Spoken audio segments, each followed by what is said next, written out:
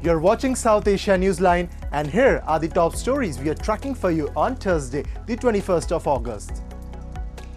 India seeks stronger trade ties with Russia as Trump tariff deadline nears. China calls for enhancing exchanges security with Pakistan, Afghanistan. And India dismisses Dhaka's claims of political activities of Awami League on Indian soil.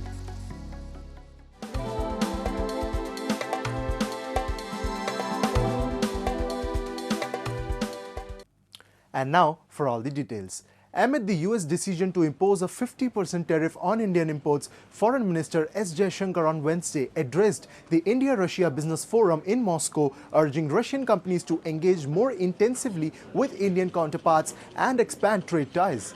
Jaishankar highlighted India's robust economic growth and initiatives such as Make in India, noting that these have opened new avenues for foreign businesses. He invited Russian firms to take advantage of these opportunities, pointing out that India's $4 trillion economy is growing at around 7% with an obvious need for large resources from dependable sources. The minister also stressed the importance of making strenuous efforts to diversify and balance trade between the two countries, underlining that India and Russia have nurtured a stable relationship among major powers. The meeting comes just days before Donald Trump's trade tariffs on Indian imports take effect on August 27. The Make in India and other such initiatives have opened up new windows for foreign businesses. The modernization and urbanization of India generate their own demands, flowing from shifts in consumption and lifestyle. Each of these dimensions represent an invitation for Russian companies to engage more intensively with their Indian counterparts. In a major boost to the country's defense preparedness and a demonstration of its growing military prowess, India on Wednesday successfully test-fired the Agni-5, an intermediate-range ballistic missile capable of carrying nuclear warheads. The test was conducted from range off the coast of Odisha, the Defense Ministry said in a statement. The launch validated all operational and technical parameters, it added, underlining the reliability of the indigenous missile system. The Agni-5, developed by the Defense Research and Development Organization (DRDO), has a strike range of up to 5,000 kilometers, effectively bringing almost the entire Asian continent, including the northernmost regions of China, within its reach. Defense officials noted that the missile's accuracy, advanced navigation and ability to deliver a nuclear payload make it a key element of India's strategic deterrence capabilities. The successful test is seen as part of New Delhi's broader efforts to strengthen its second strike capability under its credible minimum deterrence policy, and the launch comes just months after heightened military tensions between India and Pakistan, during which both sides used aerial loitering munitions. Chinese Foreign Minister Wang Yi has called on Pakistan and Afghanistan to strengthen trilateral exchanges at all levels as Beijing pushes to strengthen security with its neighbors, according to a statement from the ministry. Wang, who attended a three-way meeting with his counterparts in Kabul on Wednesday, said the countries should continue to build strategic mutual trust and deepen security cooperation. China is ready to understand and support issues involving each country's core interests and firmly oppose external interference in the region as well as any organization or individual undermining each other's national sovereignty, the minister said, according to a readout on Thursday. It is necessary to improve the security dialogue mechanism, deepen law enforcement and security cooperation, strengthen the fight against transnational terrorist activities and eradicate the breeding ground for terrorism, Wang said. The readout did not mention any terrorist groups, but a report by Chinese state media Xinhua on Wang's meeting with Afghanistan's acting foreign minister Amir Khan Muttaqi mentioned the East Turkestan Islamic movement. The report cited Wang as saying China hopes Afghanistan will intensify efforts to combat such terrorist forces. The countries border China's northwest Xinjiang region, which had been in past been beset by conflict, which Beijing blamed on Islamist militants and ethnic Uyghur separatists who say they seek to establish an independent East Turkestan. Wang also told his counterparts that the three countries should expand development, cooperation, trade and investment exchanges and network connectivity. Following his visit to Kabul, Wang later reached Islamabad holding bilateral with his Pakistani counterpart Ishaq Dar.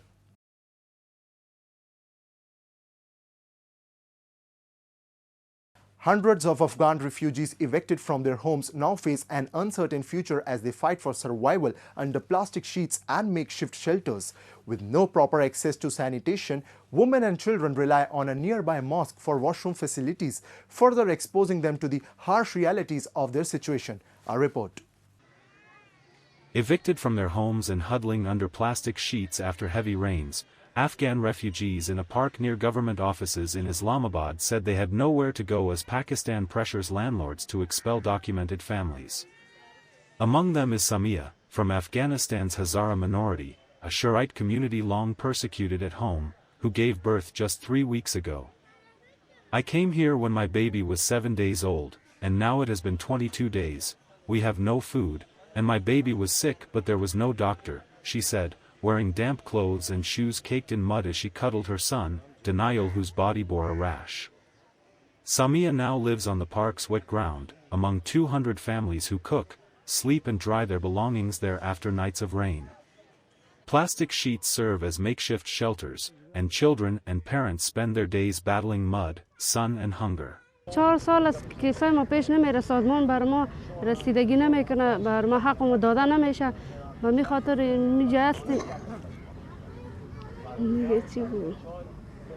دیگه حق ما داده نمیشه در جهانیان این پیام ماست که ما را ببینن، وضعیت ما را ببینن، مشکلات ما را ببینن و این مشکلات هستیم.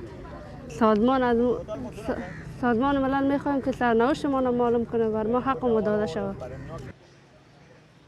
Many refugees say they cannot return to Afghanistan due to the ongoing dangers in the country. Sahira Babar, a 23-year-old member of the Hazara community who is now 9 months pregnant, said that Pakistan's police came to their house and told them to leave as they are Afghanis.